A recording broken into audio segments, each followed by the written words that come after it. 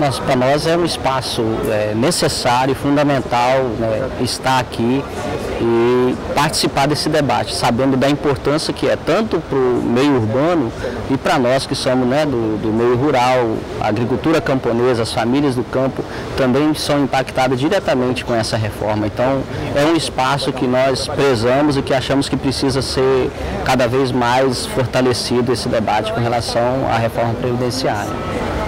A gente viu que vocês estão com a parceria aqui com o Sintec. Qual é essa parceria? Qual a importância desse tipo de parceria?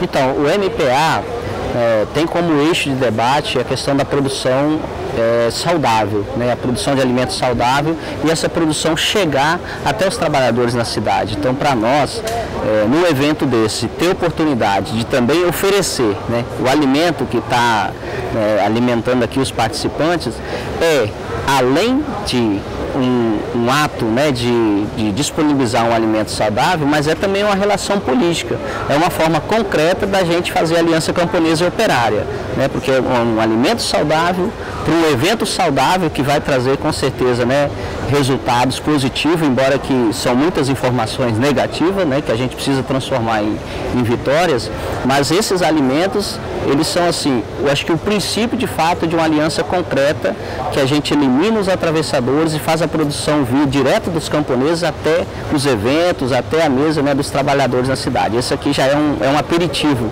do que a gente tem para fazer pela frente nessa aliança. Obrigado. Por nada.